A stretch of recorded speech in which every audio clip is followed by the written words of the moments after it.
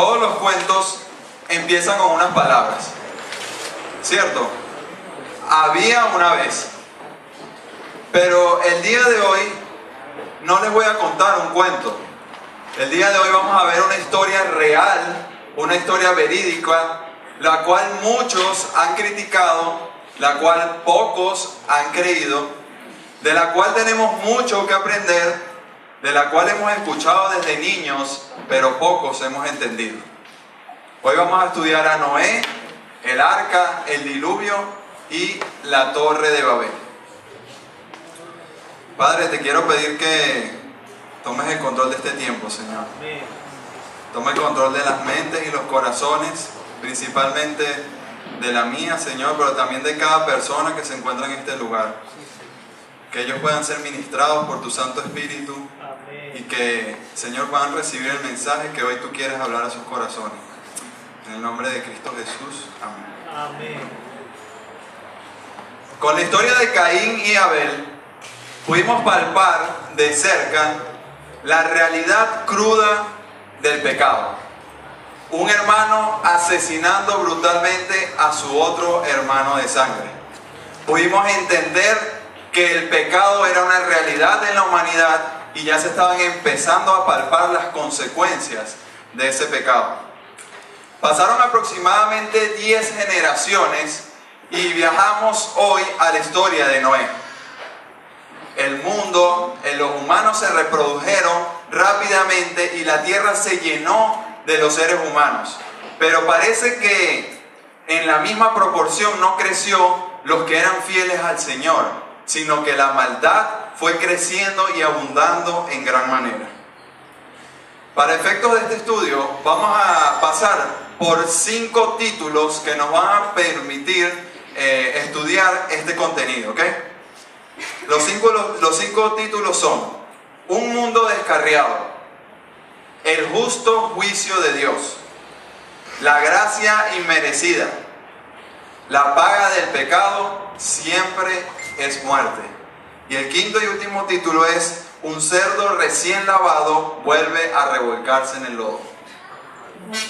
Así que me gustaría que me acompañaran con sus Biblias en Génesis. Vamos a estar por ahora en Génesis capítulo 6 y 7.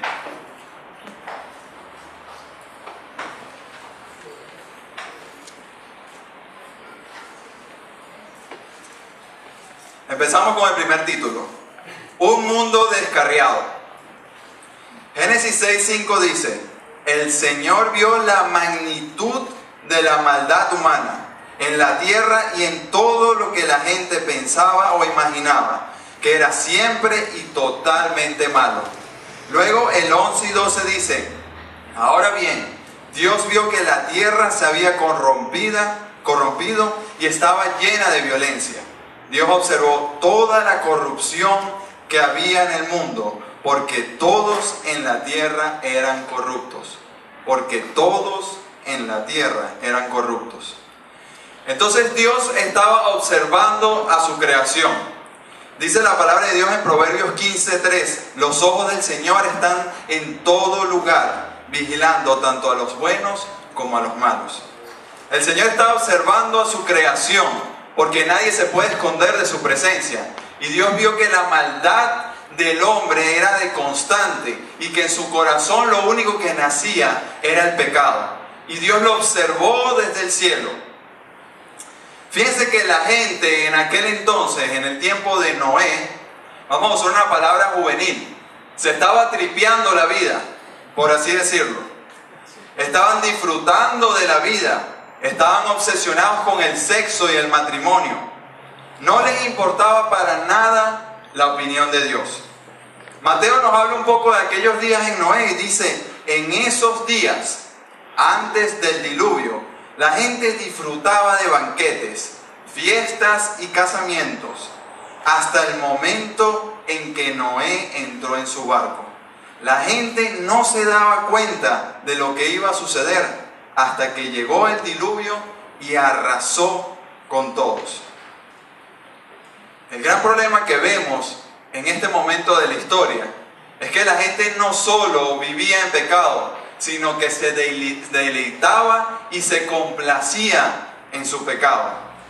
Veamos esta radiografía de la humanidad de aquel entonces y que parece que no es muy lejana a la humanidad de hoy en día. Pero Dios muestra su ira desde el cielo contra todos los que son pecadores y perversos, que detienen la verdad con su perversión. Ellos conocen la verdad acerca de Dios porque Él se las ha hecho evidentes. Pues desde la creación del mundo, todos han visto los cielos y la tierra. Por medio de todo lo que Dios hizo, ellos pueden ver a simple vista las cualidades invisibles de Dios, su poder eterno y su naturaleza divina. Está diciendo de alguna manera, aquí el escritor de Romanos está diciendo, nadie tiene excusa para no creer en Dios o para no reconocer al Creador de los cielos. Solo hace falta que te asomes por tu ventana y veas el sol. Solo hace falta que veas el cielo o en la noche veas las estrellas para saber que Dios es real. Así que no tienen ninguna excusa para no reconocer a Dios. Por pensar que era una tontería reconocer a Dios, Él los abandonó en sus tontos razonamientos y dejó que hicieran cosas que jamás deberían hacer. Se llenaron de toda clase de, veamos esta lista y vea si usted se identifica con alguno de estos pecados. Perversión, avaricia, odio, envidia, homicidios, peleas, engaños, conductas maliciosas y chismes, traidores, insolentes, arrogantes, fanfarrones y gente que odia a Dios. Esta es una radiografía de lo que era el mundo en aquel entonces. Ahora, le pregunto, ¿usted se identifica con alguno de estos pecados también? Solo aquellas personas en aquel momento eran descendientes de Adán. Le pregunto, ¿usted ha conocido alguna vez algún descendiente de Adán? ¿Sí lo ha conocido? Vea a la persona que tiene al lado y le dice, ¿sabías que tú eres descendiente de Adán? Hermanos, todos los que hemos nacido en este mundo somos descendientes de Adán. Y eso quiere decir que somos pecadores de nacimientos, estamos espiritualmente muertos y estamos separados de Dios, todos y cada uno de nosotros. El pecado es la peor enfermedad que ha tocado la raza humana. Todos estamos muertos. Ahora, el bueno en gran manera que Dios dijo que salió de su boca cuando creó al humano, cuando creó la tierra, ya no era una realidad. Ese no era el mundo que Dios había soñado y que Dios había creado. Entonces aparece la expresión más triste que hay en la palabra. La expresión más triste hacia el hombre que existe en la palabra. Y está en Génesis 6:6. Acompáñame.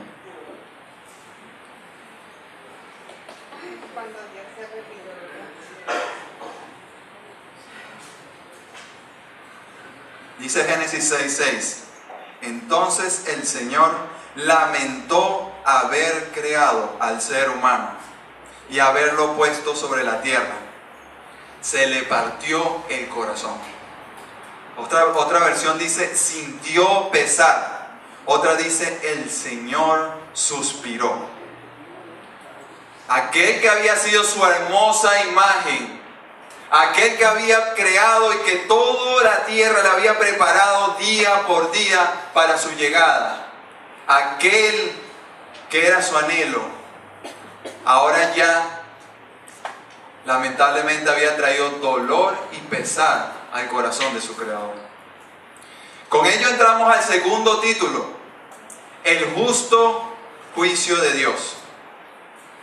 Y ese mismo texto que leímos ahora un rato que describía a la humanidad, al final dice, saben bien que la justicia de Dios exige que los que hacen esas cosas merecen morir, pero ellos igual las hacen. Aquí se revela de una manera clara y contundente el carácter de nuestro Dios.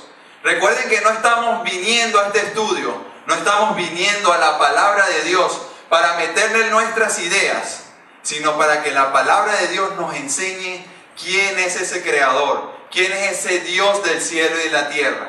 Y hoy podemos ver claramente a través de su palabra que Él es un Dios justo, que Él es un Dios que aborrece el pecado, que Él es un Dios que rechaza al pecado. Así que Dios tomó una decisión que fue totalmente justa. Él tomó la decisión de destruir al mundo. Dice Génesis 6:7, entonces el Señor dijo, borraré de la faz de la tierra a esta raza humana que he creado. Daniel, Dios no puede ser tan malo. Quizás luego se va a arrepentir. Vamos a seguir viendo. Quizás no quiso decir eso. Recuerda que Dios es amor. ¿Cómo va a destruir a toda la raza humana? Pasemos entonces al tercer título. La gracia inmerecida. En aquel entonces, dentro de tanto pecado y tanta corrupción, parece que había un hombre que era diferente. Su nombre, Noé. Él era descendiente de Set, uno de los hijos de Adán. Es interesante ver que cuando Set nace, la palabra de Dios dice que se empezó a invocar el nombre del Señor.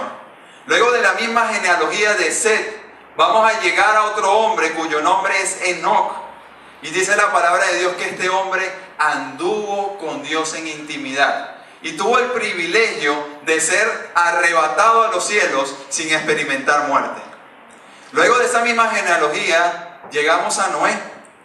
Ahora, si comparamos esta genealogía y vemos la genealogía de Caín, vemos dos cosas totalmente diferentes. De Caín vemos corrupción, vemos personas que están enfocadas nada más en lo suyo, en su vida, y hasta asesinato y muerte. Pero de esta descendencia vemos un constante buscar de Dios, de intimidad de Dios. Y aquí vemos una realidad interesante. El temor a Dios y la búsqueda de Dios es algo que se transmite de generación a generación. Sin duda que cada padre, me imagino a Enoc, un hombre que anduvo cerca de Dios, sin duda le modeló a sus hijos cómo él tenía esa intimidad con el Señor. Sin duda les modeló y les enseñó ese temor al Señor. Y esto habla de una realidad para los padres. Padres no saben cuánto pueden influir en la vida de sus hijos, modelándoles y enseñándoles una verdadera intimidad con el Señor, modelándoles el temor al Señor, la búsqueda del Señor. Así que Dios fue bondadoso con este hombre, fue bondadoso con Noé, pero fue bondadoso por gracia. Por eso el título es Gracia Inmerecida. Vamos a leer Génesis 6, 8 al 9.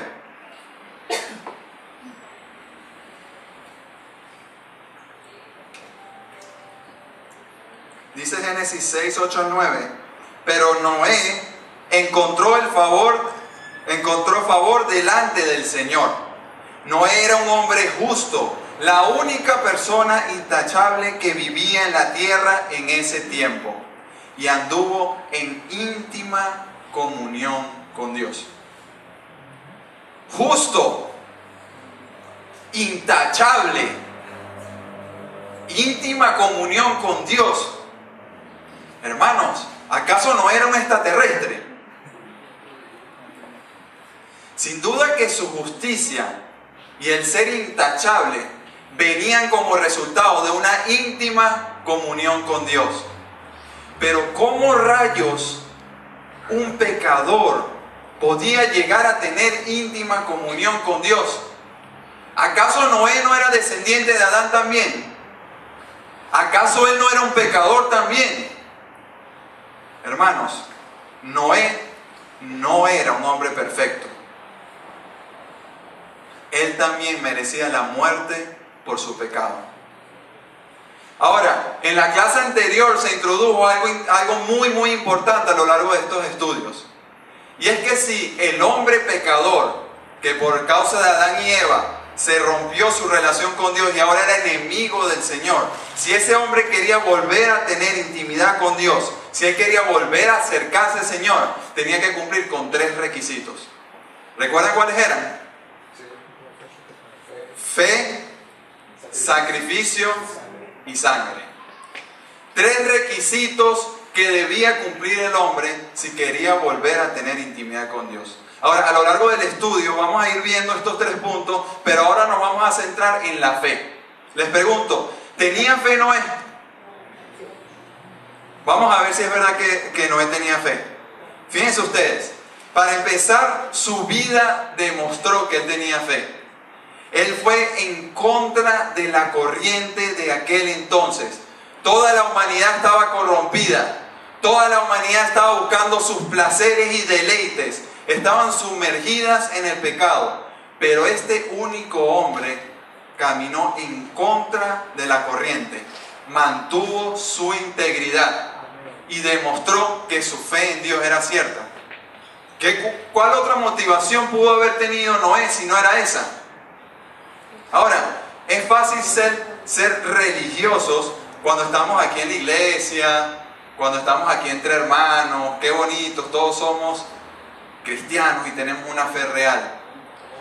Pero cuando estamos afuera, cuando estamos en el mundo, cuando estamos en nuestro trabajo, cuando estamos en nuestro colegio, cuando todos nos impulsan y nos quieren arrastrar a la corriente del mundo, a lo depravado, a lo que va en contra del Señor, ¿acaso nuestra fe prevalece en esas situaciones?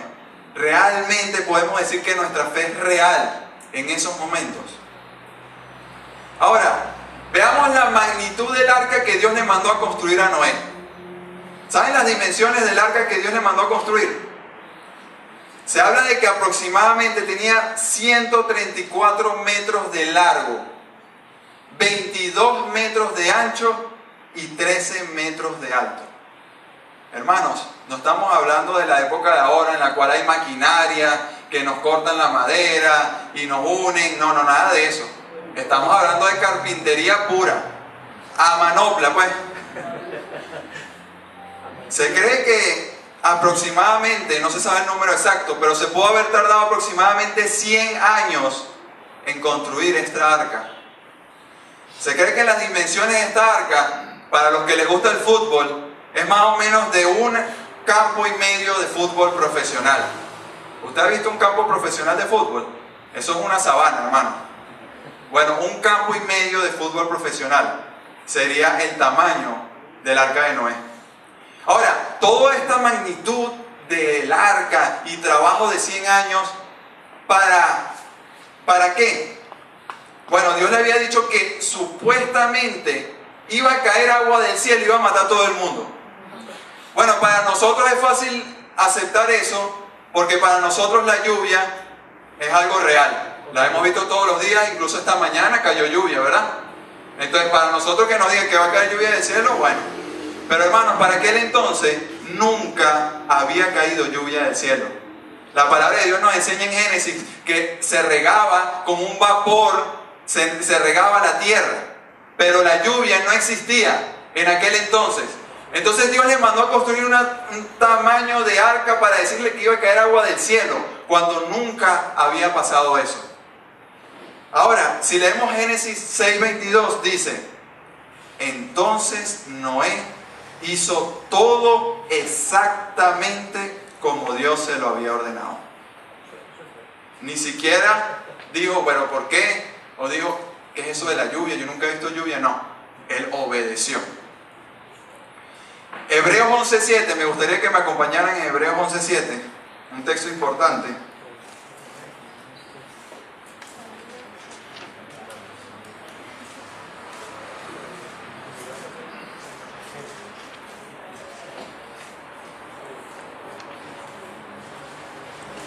Hebreos 11:7 dice: fue por la fe que Noé construyó un barco grande para salvar a su familia del diluvio en obediencia a Dios, quien le advirtió de cosas que nunca antes habían sucedido.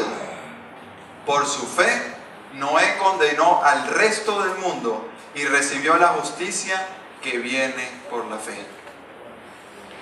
Hermanos, Noé demostró su fe por medio de su obediencia. Noé le creyó a Dios a pesar de que lo que Dios le dijo parecía imposible y nunca lo había visto. De igual manera, tú y yo demostramos nuestra fe por nuestra vida. Mira tu vida, mira tu manera de actuar, mira tu creencia en la palabra de Dios y en sus promesas y te darás cuenta si tu fe es real o si tu fe es una farsa. Ahora, en este tema de la gracia entra también el arca. El arca es la mayor muestra de la gracia de Dios. Fíjense unas características muy interesantes del arca. El arca, para empezar, fue diseñada ¿por quién? Por Dios. Sin duda que Noé, ni que se hubiese fumado una lumpia, se hubiese imaginado hacer una arca de esa magnitud y con esas medidas. Dios le dio instrucciones claras a Noé de cómo iba a ser esa arca. Medidas exactas, cómo iba a ser, la ventana donde le iba a poner, todo exactamente. Hermanos, el arca es una increíble obra de arquitectura e ingeniería. Medidas exactas para no hundirse y para delante de esa magnitud de diluvio no volcarse.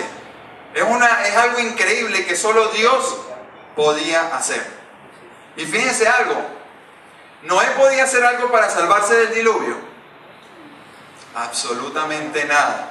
Si Dios no le hubiese dado las instrucciones claras para hacer esta arca, él ni que se hubiese imaginado hacer el mejor bote del mundo, igualito hubiese quedado muerto con todos. Así que Noé necesitaba el arca, igual que cualquier persona de aquel entonces, todos necesitaban del arca para salvarse. Ahora, fíjense que el arca era un lugar totalmente seguro. El que entrara en esa arca tenía la seguridad de que se iba a salvar. Hermanos, esa arca no se iba a hundir. Era un lugar totalmente seguro. Otra característica de esa arca es que tenía una sola entrada. El que quisiera salvarse del juicio de Dios tenía una sola alternativa y una sola entrada. Tenía que pasar por esa entrada o caería en el juicio de Dios. Y por último, era la única manera de salvarse del juicio de Dios. Ni que al Señor le advirtió como 100 años antes a Noé, ni que Noé se hubiese buscado la montaña más alta y se hubiese escondido por allá, esperando que el agua no le llegara, se hubiese podido salvar. El agua cubrió la tierra completamente. No, hermanos, no había otra manera de que el hombre se pudiese salvar. Solo el arca provista por Dios era la única alternativa para la humanidad si quería salvarse.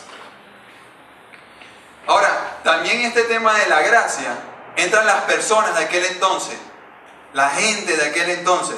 Fíjense que el arca no fue una muestra de gracia nada más para Noé. Fue una muestra de gracia para todas y cada una de esas personas pecadoras. Y tú me dirás, no, Daniel, el arca fue una muestra de juicio para ellos. Y te voy a decir, sí, tienes razón. Pero antes de haber sido un juicio para ellos, fue gracia para ellos. Déjame ver si me explico un poco más. Imagínense a Noé construyendo esa arca con las magnitudes que le acabo de decir por un periodo alrededor de 100 años. ¿Ustedes no creen que la gente cuando pasaba a ver eso se preguntaba, ¿qué está haciendo este loco? ¿Qué está construyendo este hombre? ¿No creen ustedes que él construyó una magnitud de arca en su cobertizo, verdad? Ni en su garaje. Él tuvo que agarrar un espacio bien amplio, tuvo que haber taladrado muchos árboles para hacer esta magnitud de arca. Quizás se veía a cientos de kilómetros de distancia. Así que la gente podía observar esa arca y preguntarse qué era eso, qué quería decir esa arca. Primera de Pedro 3:20 dice: esos que desobedecieron a Dios hace mucho tiempo, cuando Dios esperaba con paciencia mientras Noé construía el arca. Solo 8 personas se salvaron de morir ahogados en el terrible diluvio. Dice Salmo 103:8, compasivo y clemente es el Señor, lento para la ira y grande en misericordia. Y aquí se revela otra característica del carácter de nuestro Dios. Un Dios compasivo y un Dios misericordioso. Ahora, no solo el arca fue un testimonio para ellos. El Señor también envió a Noé. Noé abrió su boca y predicó a la gente de aquel entonces. Segunda de Pedro 2:5 dice, Dios tampoco perdonó al mundo antiguo, aparte de Noé y a los otros 7 miembros de su familia. Noé advirtió al mundo del juicio de Dios. Viene el juicio de Dios, prepárense. Estoy haciendo un arca para que nos podamos salvar. Si tú quieres salvarte, tienes que entrar en el arca. Se aproxima el juicio de Dios. Durante 100 años aproximadamente estuvo dando testimonio y hablando a las personas de aquel entonces. Ahora, la gente quiso escuchar el mensaje de Noé. No quiso. ¿Y acaso es diferente hoy en día? La gente hoy en día de igual manera rechaza la palabra de Dios. Cuando alguien les habla del fin de los tiempos, se ríen con una carcajada y dicen, este es un loco.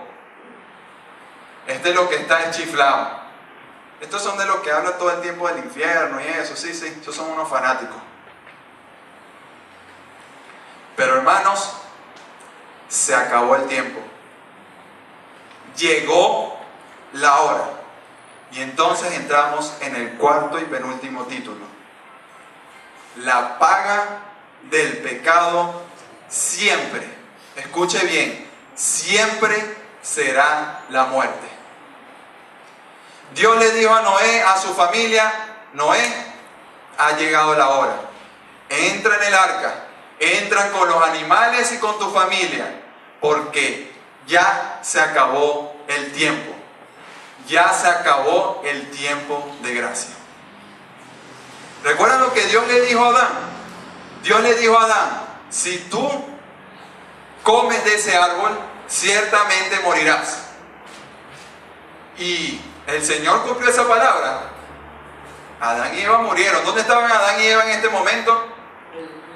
Ya habían muerto. ¿Cierto o no? Y no solo habían muerto físicamente, sino que la palabra también nos dice que en ese momento en su relación con el Señor también murieron. Es decir, que Dios cumplió lo que había dicho. Ahora, al comienzo de esta prédica les dije que el Señor hizo o dio un juicio y dijo, voy a destruir la humanidad. ¿Creen que Dios cumplió su palabra o estaba solo jugando? Dios cumplió lo que había dicho. Y esto nos muestra otra característica de nuestro Dios. Dios siempre cumple lo que dice. Si Él dijo que la paga del pecado es la muerte, la paga del pecado siempre va a ser la muerte. Ahora, tengo una buena noticia y una mala noticia. ¿Cuál quieren primero? Le voy a dar la buena primero, para que no se me pongan tristes. La buena noticia, hermanos, es que igual que en el tiempo de Noé, cuando él estaba construyendo el arca, hoy estamos en un tiempo de gracia. Usted y yo tenemos el privilegio de vivir en el tiempo de la gracia. Segunda de Pedro 3:9 dice, en realidad, no es que el Señor sea lento para cumplir sus promesas, como algunos piensan. Al contrario, es paciente por amor a ustedes. No quiere que nadie sea destruido. Quiere que todos se arrepientan. Ahora viene la mala noticia. La mala noticia es que ese tiempo de gracia va a terminar un día. Un día el Señor va a decir, ya es suficiente, no voy a esperar más. Todos aquellos que rehusaron creer en Dios, entonces irán al castigo eterno. Así que el Señor cerró la puerta. Aquí no aplicaba esa de que el último que entre cierra la puerta. No. Esa puerta tan grande nadie la podía cerrar y nadie la podía ajustar de la manera necesaria para que no entrara agua al barco. Así que el Señor fue quien cerró la puerta. ¿Ok? Él es el único que puede decir cuándo se acabó el tiempo. Él cerró la puerta y los que quedaron adentro, quedaron adentro. Y los que quedaron afuera, quedaron afuera. Una vez que el Señor cerró esa puerta, nunca más volvería a abrirse hasta que pasara el juicio de Dios.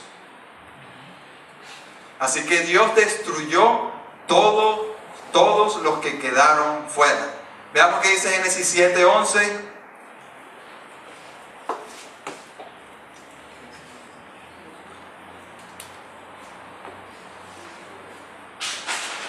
Cuando Noé tenía 600 años, el día 17 del segundo mes, todas las aguas subterráneas entraron en erupción y la lluvia cayó en grandes toneladas desde el cielo. Ahora, no voy a intentar explicar científicamente estos acontecimientos, aunque yo sé que a Wilfrido le encantaría.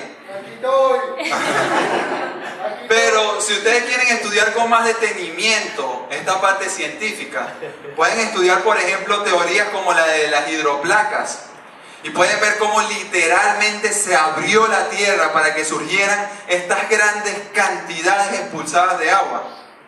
O también pueden estudiar las condiciones creadas por el diluvio universal, que da respuesta a muchas de las preguntas planteadas en el mundo natural, como la cantidad masiva de sedimentos creados por el diluvio, o como la enorme cantidad de erosión en la tierra, o como la existencia de enormes depósitos de carbón, o como todos los depósitos de petróleo y fósiles que ahora encontramos, o muchos de los fósiles que muestran una clara evidencia de que fueron enterrados rápida y catastróficamente en el sedimento que rápidamente se endureció.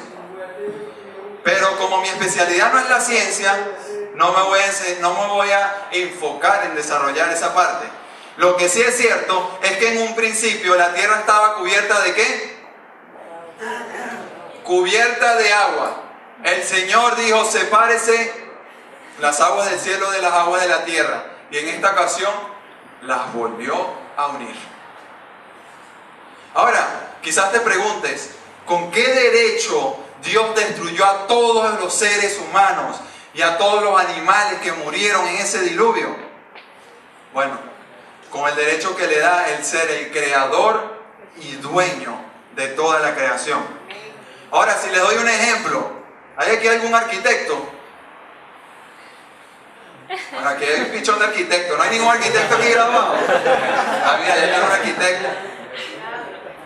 Fíjense, según la definición, el arquitecto es el profesional que se encarga de proyectar, diseñar, dirigir la construcción y mantenimiento de edificios, urbanizaciones, ciudades y estructuras de diversos tipos. Ahora imagínense un arquitecto, imagínense que después que se graduó José Miguel, va a construir su propia casa, ese sonero.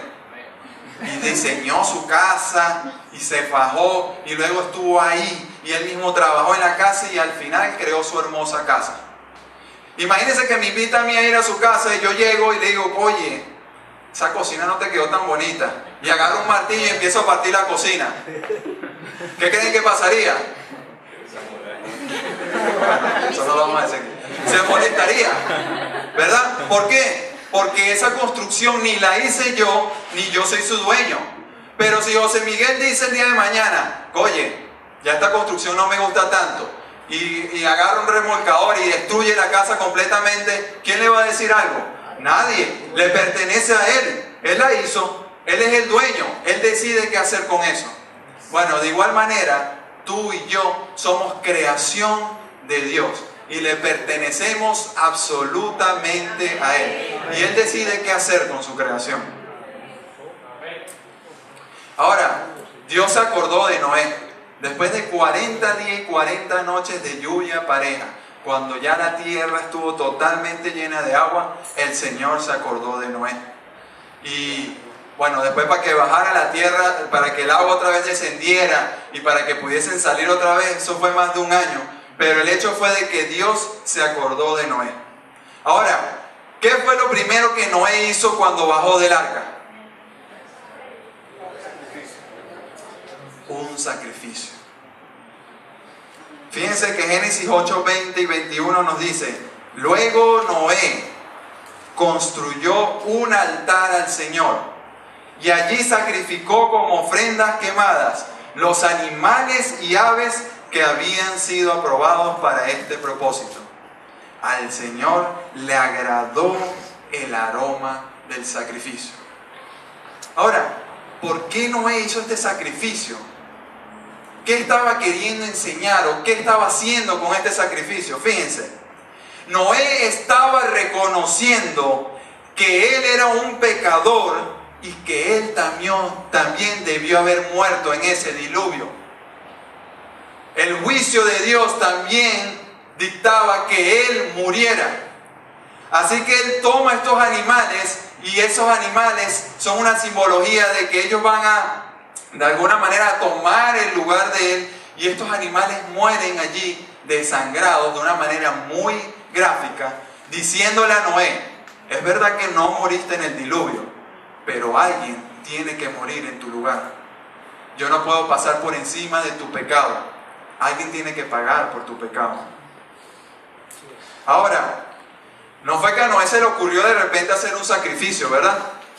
Sin duda esto nos da pistas de que ya Noé venía practicando estos sacrificios. Ya Noé se venía acercando al Señor de la manera que el Señor quería.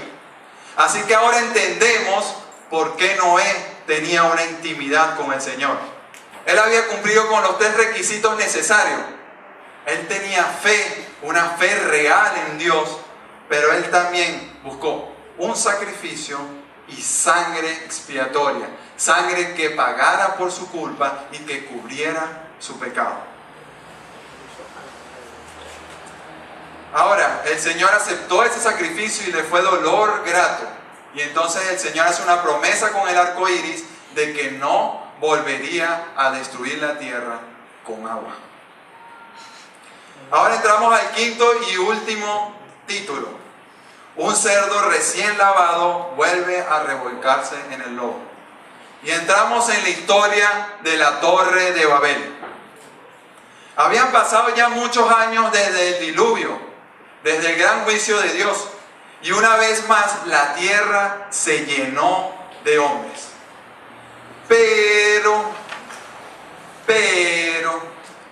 la humanidad rápidamente, los descendientes de Noé, rápidamente olvidaron ese juicio de Dios.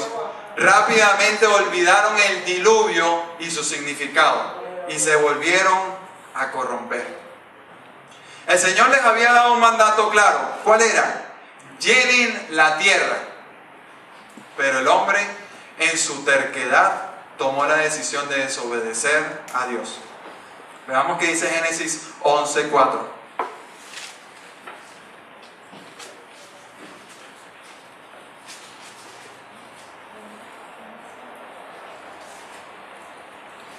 Entonces dijeron: vamos a construir una gran ciudad para nosotros, con una torre que llegue hasta el cielo.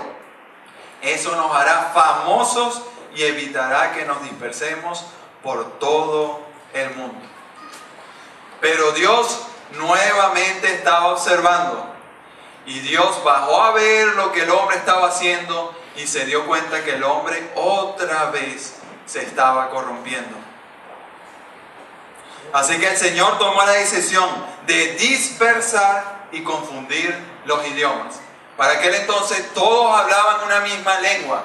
Y el Señor bajó y dispersó todas las personas y las unió según la lengua que le dio a cada uno. Y de allí es que nacieron todas las naciones y razas. Ahora, ¿qué hubiese pasado si el Señor no hubiese dispersado a estos hombres? ¿Qué creen? Bueno, probablemente ya hubiésemos llegado a Marte, o por ejemplo, por lo menos, bueno, no sé, a lo mejor hasta estaríamos volando, quién sabe. Fíjense que cuando estos hombres se pusieron de acuerdo para lograr hacer esa increíble construcción, el Señor dijo, todo lo que se propongan lo van a lograr. Sin duda que si todos estaban de acuerdo en algo, yo creo que hoy, por lo menos, si vemos el caso de la Luna, ¿quiénes fueron los primeros que llegaron a la Luna? Estados Unidos, correcto. Pero, ¿qué pasa si Estados Unidos, por ejemplo, se hubiesen unido con China?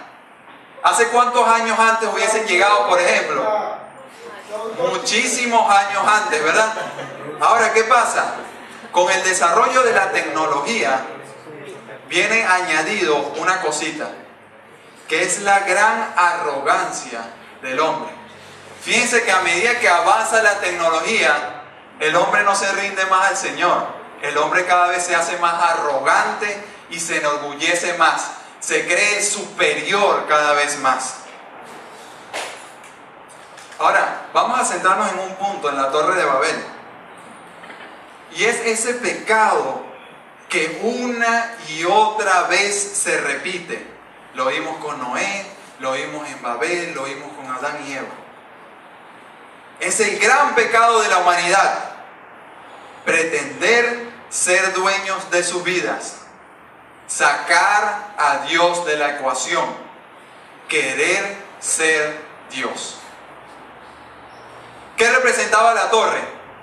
La torre representaba ego, orgullo, independencia, exaltación del yo. Hagamos esta enorme torre y nos haremos un gran nombre para que todos nos conozcan. Nos haremos famosos. No la habían construido para Dios, sin duda. Salmo 115:1 dice, no a nosotros, oh Señor, no a nosotros, sino a tu nombre le corresponde toda la gloria. Ellos estaban gritando, no te necesito, Dios. Ahora, no es igual hoy.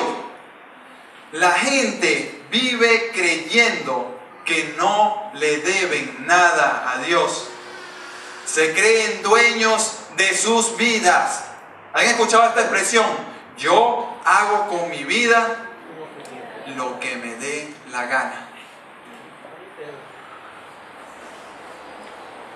Las personas viven para satisfacer sus propios deseos y sueños.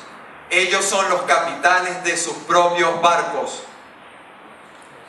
Míralos, hermanos, están en cualquier parte. Los puedes ver y parecieran que están muy felices. Incluso pareciera que están realizados. Pero en realidad son como zombies. Son muertos vivientes. Por dentro están bien muertos. No le debemos nada a Dios. Existimos por Dios. Existimos para Dios. Le debemos todo a Él, absolutamente todo. Él es nuestro creador. ¿Recuerdan el ejemplo que les puse del arquitecto? Imagínense que esa hermosa casa hubiese sido creada y nunca hubiese cumplido su función de ser habitada por el hombre.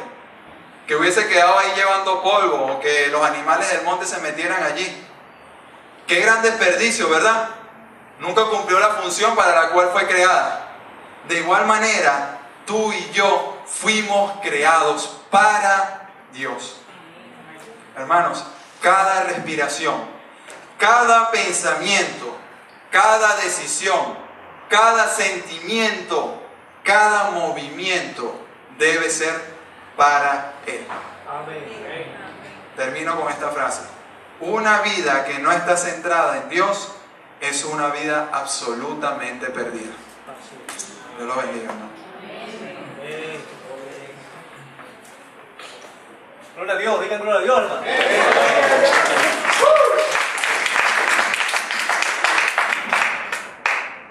Hay tres cositas que estaba recordando ahora al final de la predicación que son muy importantes. En este proceso que estamos enseñando la Biblia de tapa a tapa, no debe olvidar nunca el carácter de Dios.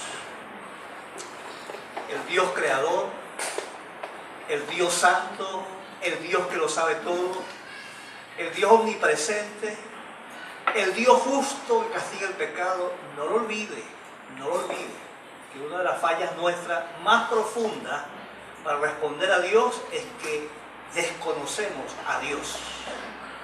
No entendemos cómo ese Dios que se ha revelado en toda la Biblia, en cada capítulo de la Biblia, vemos algo del carácter de Dios.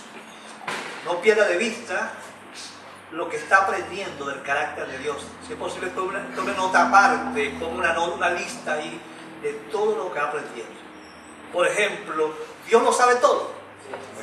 Dios lo sabe todo. Aquí no hay nadie que no esté desnudo delante de Dios. Dios nos conoce lo más profundo del corazón. Cualquier vagabundería está descubierta ante Dios. Amén. No pierda de vista que hay un programa, hay un proyecto, hay un plan que Dios ha estado revelando en la Biblia por todas sus páginas. Ponga atención y se da cuenta que no hemos llegado a Cristo en el Nuevo Testamento y ya Cristo aparece por todas partes. ¿Sí o no? La Biblia es un solo libro, un solo mensaje y se presenta a un solo personaje como el Salvador del mundo, nuestro Señor Jesucristo. Y vea cómo Dios en su pedagogía divina ha venido revelando por partes lo que Cristo después iba a consumar en la cruz. Amén. No lo pierda de vista. Tampoco pierda de vista cómo los hombres hemos respondido al amor, a la misericordia y a la gracia de Dios. Nuestro comportamiento siempre ha sido el mismo. A través de toda la historia nos hemos comportado de la misma forma que se comportó Adán y Eva, de la misma forma que se comportó Caín, de la misma forma que se comportó ese pueblo ahí que estaba circundante a Noé, de la misma forma como se comporta la gente allí en Babel. Es una demostración inequívoca del endiosamiento. Queremos siempre ser como Dios. ¿No es cierto? Queremos que el mundo funcione a nuestra manera.